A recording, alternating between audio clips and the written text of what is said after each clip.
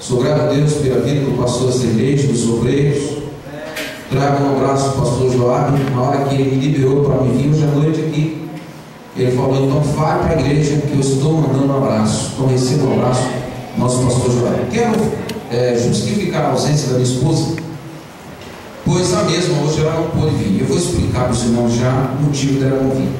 Eu gosto sempre de, quando eu saio, eu levo a minha família, levo meus filhos, 2, e a minha esposa. Dificilmente eu saio sem ela, a não ser um dia da semana, se for às vezes dia da semana, que eu saio direto do meu trabalho, então eu vou para alguma congregação, não dá tempo, às vezes, se passarmos em casa, não dá tempo a gente pegar lá em casa. Então, por isso que às vezes eu ando assim. Mas hoje foi um outro motivo. Mas quero convidar os irmãos a ler um versículo na palavra de Deus.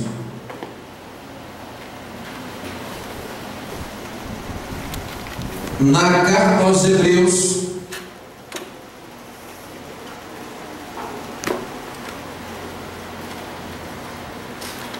capítulo de número 13.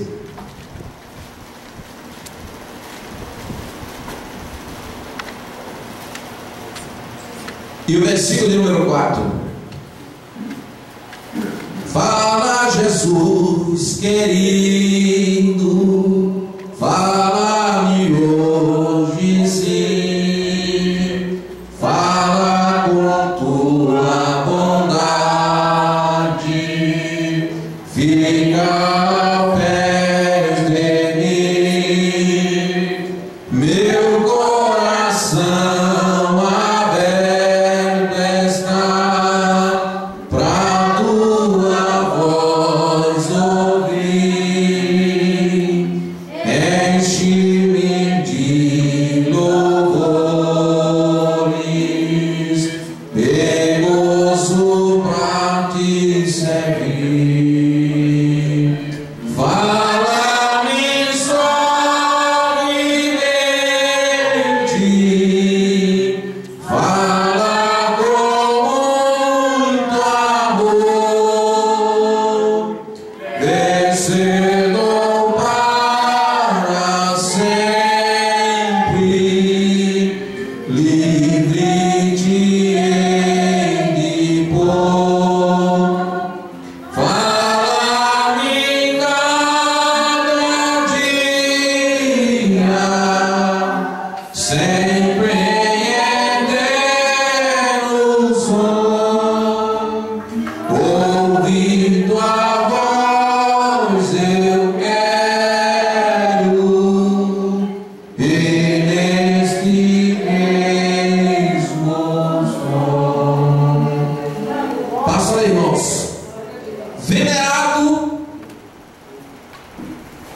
seja entre todos o matrimônio e o leito sem mácula, porém aos que se dão à prostituição e aos adúlteros Deus os julgará. Amém. Poder sentar em nome de Jesus. Queridos, eu saí de casa. Antigamente, quando eu via alguns pregadores dizer: irmãos, Deus mudou a mensagem, agora é outra, eu às vezes eu não acreditava. Mas um dia, quando eu cheguei na congregação onde pela misericórdia dirigimos, um dia eu levantei-me para pregar com uma mensagem em meu coração, e quando abri a Bíblia, o Senhor mudou totalmente a mensagem e falou ao meu coração: fale assim e assim. E aquela foi a mensagem que eu falei, e era o que a igreja precisava ouvir. Porque a igreja, irmãos, ela tem um dono, e o dono da igreja não se chama pastor, não se chama evangelista, não se chama presbítero, não se chama membro. O dono da igreja se chama Jesus Cristo. E quando ele quer falar, a Bíblia diz que a terra se cala e ouve a sua voz. Não sou obreiro, irmãos, de inquietos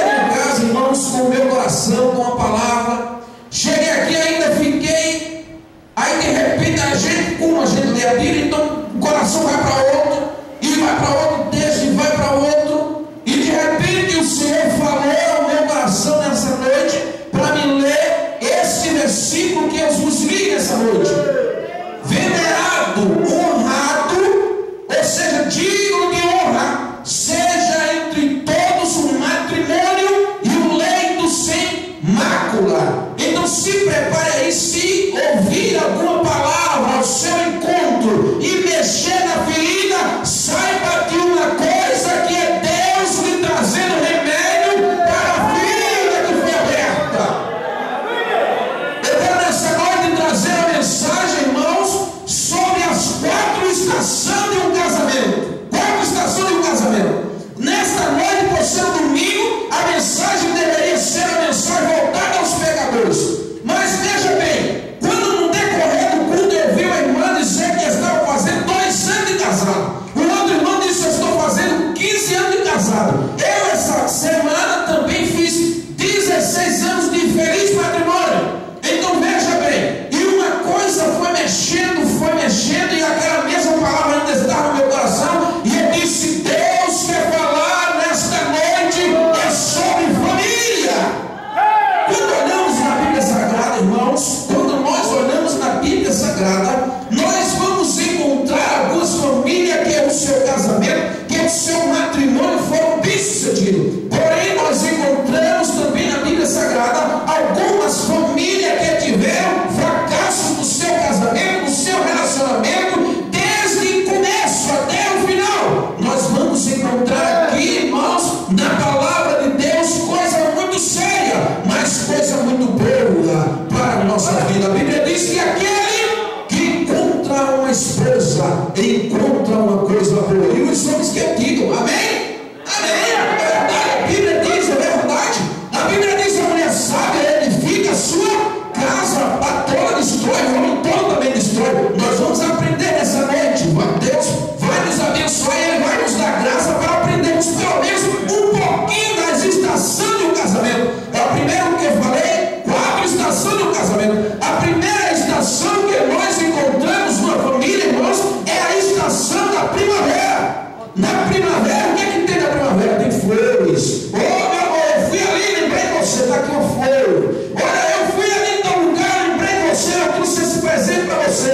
No namoro, irmãos, nós encontramos, já que é um namoro do crente, é um preparo para o casamento, um preparo para o matrimônio, porque crente não mora, crente não se conhece o outro, eles passam a conhecer na verdade, é no dia a dia. Não existe esse namoro para dizer: eu vou conhecer mais um pouco ela, eu vou conhecer mais um pouco ele. Se conhece ele ou ela, em primeiro lugar, dobrando o joelho e dizendo: Senhor, eu quero a minha noiva. Senhor, prepara a esposa para a minha família, prepara a esposa para o meu filho. Sabe o que acontece? Desde o primeiro ano que os meus filhos nasceram, eu nunca orei pelos casamentos dele, mas vez ou outra eu escuto a minha esposa dobrando o joelho e diz: Senhor, eu quero que o Senhor prepare a minha nora e que ela seja uma jovem crente, Senhor, que ela seja uma mulher crente. Desde os primeiros anos da vida dos meus filhos, eu escuto a minha esposa lá. Então, antes de qualquer coisa do relacionamento jovem, moço, que é questão, ore ao Senhor e Ele vai preparar a melhor fase do casamento, que é a fase da primavera. Ô, irmão, como é boa a fase da primavera. Não existe briga. La chore de comanava cheia, la carraçoura de comanava. A Bíblia diz que no começo da primavera, do casamento de Jacó, se os irmãos se encontrar na Bíblia, os irmãos vão ver que ele vez ou outra, ele chegava em casa com meta-cordas para a sua esposa. Ela está aqui, ó, que era um presente daquela época, era um frutal, está aqui, olha. E a Bíblia diz, irmãos, que era aquela paz, era bonança, era alegria, irmãos. A Bíblia diz também, irmãos, que era muito bom naquela época. A Bíblia diz que o casamento, por exemplo, de Isaac, a Bíblia diz que quando Isaac ele estava casando-se, a Bíblia diz que os pais dele, Abraão, manda, prestem atenção, vamos falar sobre o início do casamento, que é a fase principal, que é a primavera do casamento. A Bíblia diz que Abraão olha para o seu filho e diz: Isaac já está na idade de casar.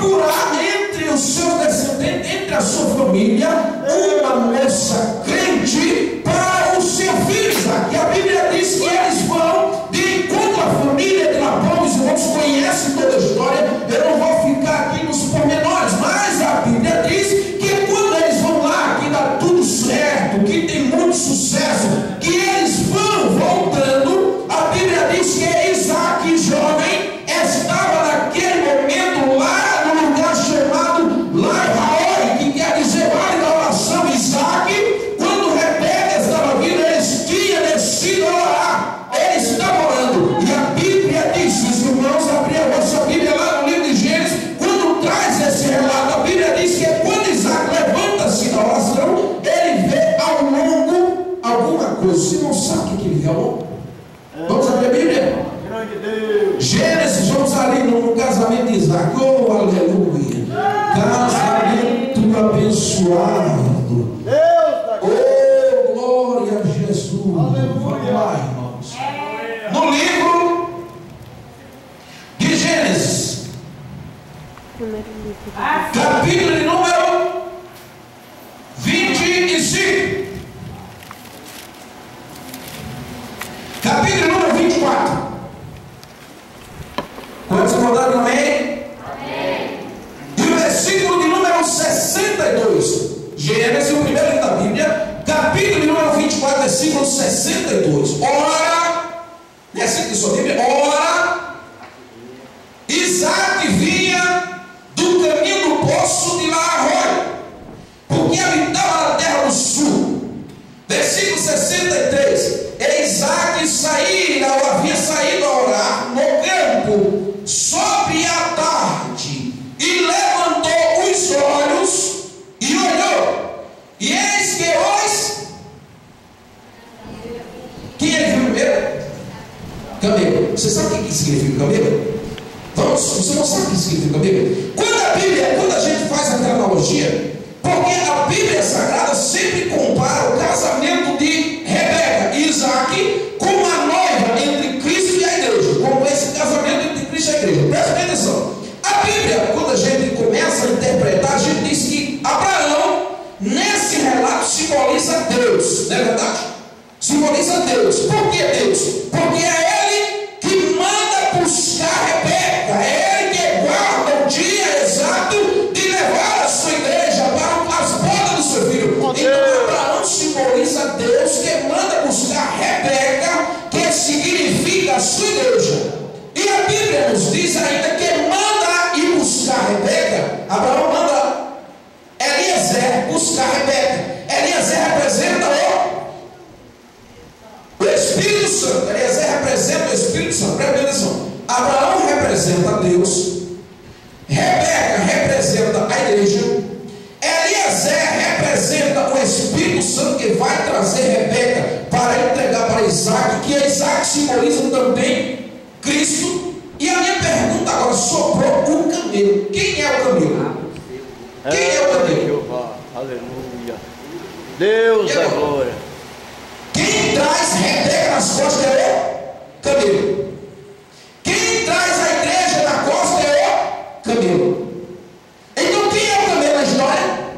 É o pastor.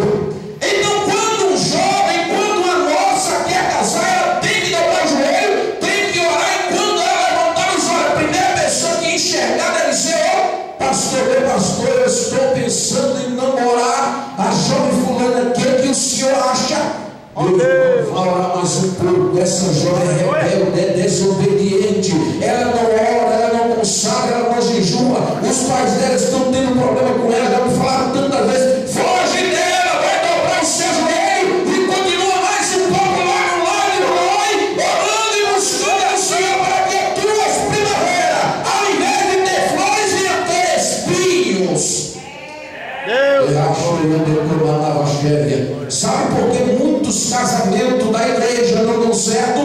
Nunca buscaram o conselho do camelo que traz a Rebeca na costa, que tem orado pelas moças, que tem orado pelos jovens, que tem orado pela igreja, que tem orado por você, e sabe às vezes através da revelação divina o que nós estamos passando. Deus tem revelado.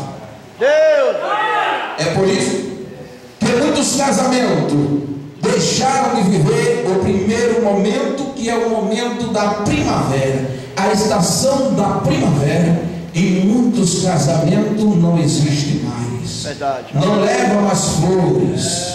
Antes, quando era noivo, andava, porque queria sair passear na praça, queria sair até o outro lado da rua, queria viajar, queria ter mais liberdade, porque seu pai ou sua mãe nunca deixa a gente sair. E agora, depois de casado, ele tem toda a oportunidade de viver, irmãos, essa lua de mel, casamento, que não é apenas uma noite, mas até que a morte os separe.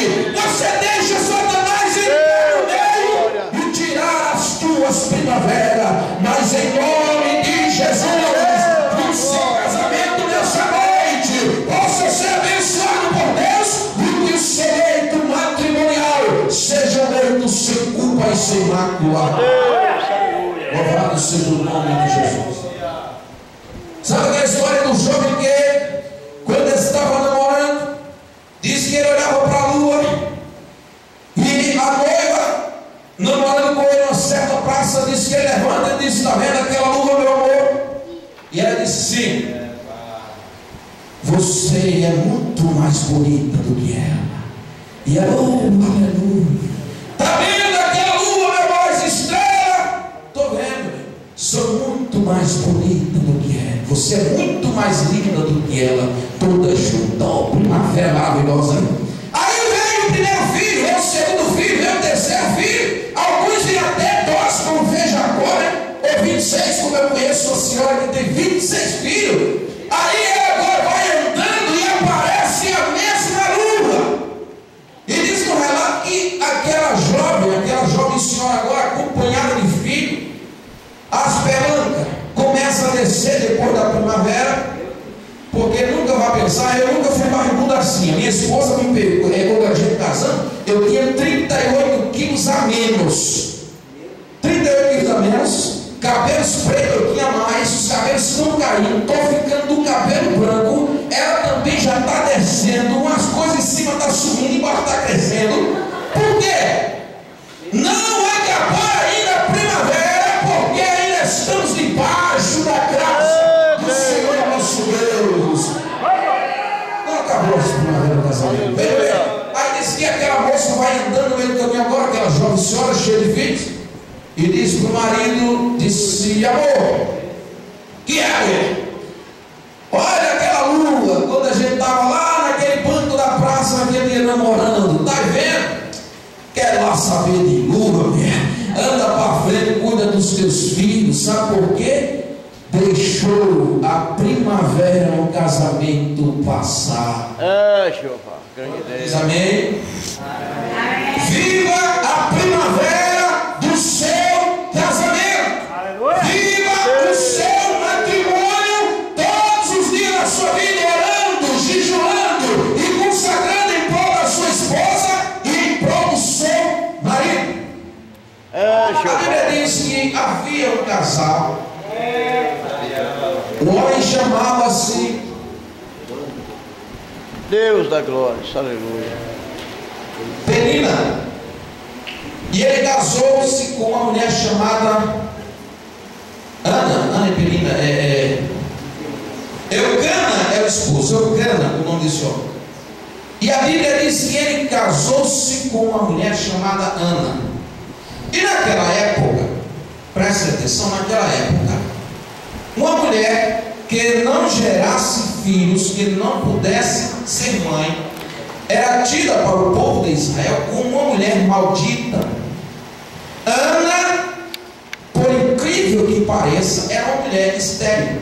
Ela não gerava filhos. Então, aonde ela passava, alguém dizia: está ali um casamento que não foi abençoado. Mas por quê? Ela não dá filhos, ela não gera filhos. A Ana, irmão, ela já casou na época da tempestade, que é no inverno.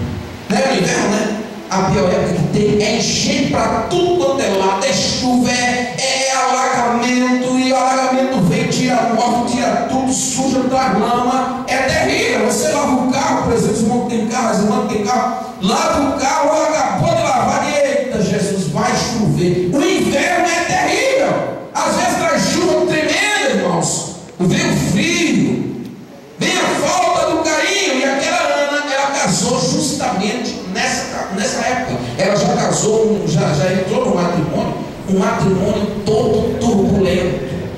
Todo turbulento. O esposo já começou a dividir. Quando ele casava com a mulher e não gerava filho, então ele arrumava uma outra, dando desculpa que era a serva da Ana, para que essa gerasse filhos e os filhos dessa tivessem o nome da Ana. É filho de Penina, mas pode se chamar filho da Ana. E a Bíblia diz que esse casamento começou a entrar em fuso. Oh Jesus, aquela irmã que era uma mulher de oração. Os irmãos encontram na Bíblia que era uma mulher de oração, porque ela subia ao templo e lá no templo ela dobrava o joelho e se derramava na presença do Senhor. Ela chorava. Eu não sei como está o seu casamento, mas eu quero lhe dizer em nome de Jesus: se estás passando em turbulência, não separe do seu esposo e não separe da sua esposa, porque Deus ainda tem solução. E as turbulências podem passar e a primavera raiar no meio do seu matrimônio. Um certo dia, não sei se vocês vão lembrar, na escola bíblica dominical, há uns 10 anos atrás, uma revista Escola Bíblica Dominical falava sobre o divórcio. Tratava uma lição sobre Oséias e falava sobre o divórcio. E naquela lição, o escritor, ele foi mal sucedido. Ele não foi um homem bem sucedido, ele foi mal sucedido. E naquela lição, ele abriu mão do divórcio. Vocês se lembram? Uma revista Escola Dominical que diz: se um casal vive brigando, vive discutindo, o melhor caminho é separar. Dizia uma revista da Escola Dominical nossa, da CPR. Foi muito infeliz esse pastor ao comentar isso. E na igreja onde estávamos, tinha um casal que ele vivia na época da turbulência. No inverno, ia passar a primavera e estavam vivendo no inverno. E naquele dia eles foram para a escola bíblica dominical com um único objetivo: hoje, lá na igreja, eu vou ouvir a sentença do nosso casamento, eu vou ouvir os irmãos dizer amém para o divórcio. Então aí é quando a gente entra com as ações perante a justiça legalmente assinado pela igreja. Foi isso que eles foram fazer. E foram lá para a igreja. Sentaram-se, um longe do outro assim, sentaram a classe. E eu vi os dois lá. E eu disse: Senhor, como é que eu vou dar uma palavra dessa da escola dominical para esse casal? Peguei a revista e disse: comentarista, você fica aí. Quem vai falar hoje é Deus, aleluia. E comecei, irmãos, olha, para ensinar hoje, nós não vamos usar a revista, nós vamos usar a palavra de Deus. Aquele que Deus uniu não separa o homem. Olha, aquele que disse no princípio: junte-se o homem e a mulher e serão o mesmo ser. A Bíblia tem lá no livro de Malaquias que ele abomina o divórcio. E eu comecei a fazer pergunta para um casal que vive em turbulência, para um casal que vive brigando, um xingando o outro, maltratando o outro. Qual é o melhor caminho? Aí disseram: separa. Não, Senhor, o melhor caminho é fazer como Ana, vir aqui, dobrar o joelho e dizer: Senhor, para que essa turbulência no meu casamento passe, porque eu quero viver a primavera com a esposa que eu escolhi, ou com o esposo que eu escolhi. Quantos dizem amém? Amém. Está passando turbulência no relacionamento? Vai passar, viu? Vai passar. O melhor caminho nunca foi e nunca será o divórcio. O melhor caminho é o arrependimento e vir e dizer: Senhor, eu pequei, Senhor, eu sofri, Senhor, tem misericórdia de mim e me ensina a andar nos caminhos certos. Louvado seja Deus da glória. Vem, no casamento são 4. A fase do casamento: primavera, verão. O verão é quando o sol volta a raiar, né? Vem a primavera, flores, vem o verão. O verão, tudo bonito também, claridade, o sol quente, né? As paisagens ficam bonitas. Na hora que quer tirar uma foto, tira, que fica bom na foto, na época do verão, né? É no verão que muitos são levados até a perder um pouco do peso, mesmo olhando esse negócio de mídia, essas coisas, mas parece que no verão querem perder um pouco do peso, querem ficar mais esbelto, Deus da glória, e começa a cuidar da pele, cuida do corpo, e o casamento parece que anda nessa mesma sintonia, né? No verão começa a cuidar mais. Sabe qual é a época do verão? Às vezes é quando surge o primeiro filho. Surge o primeiro filho. Eu lembro hoje, quando o meu filho nasceu, eu estava trabalhando e pensando nele. Parou. Parece que no verão também tem que ter cuidado, né? Senão começa a trocar. Para de pensar na esposa para pensar no filho. E era meu filho para lá, meu filho para cá, e corria. Quando eu chegava um pouquinho, eu saía correndo para encontrar o meu filho, e a esposa fica secundária, fica em segundo lugar. E a Bíblia nunca nos autoriza a amarmos mais os filhos do que esposa.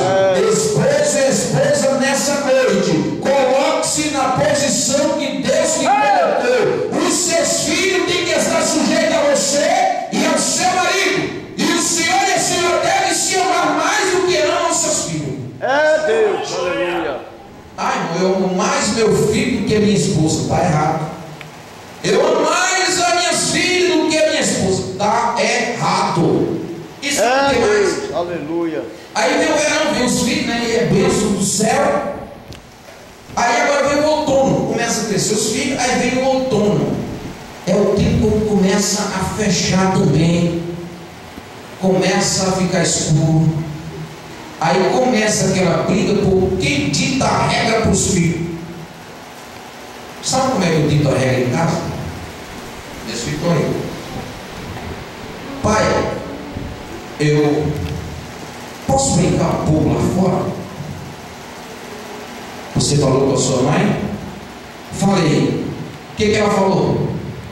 Que não. Então é não. Ela falou que é não? Não, então é não. É Deus. Amém, irmãos? Amém. Mãe, eu não posso fazer isso. Você falou com o seu pai? Falei. O que ele falou? Que pode. Não pode, vai fazer.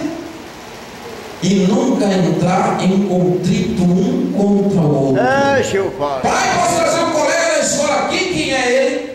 É falando assim. Conversa com a sua mãe, que é quem está mais perto, quem assiste mais na escola. Se ela dizer que sim, você traz. Se ela dizer que não, é não.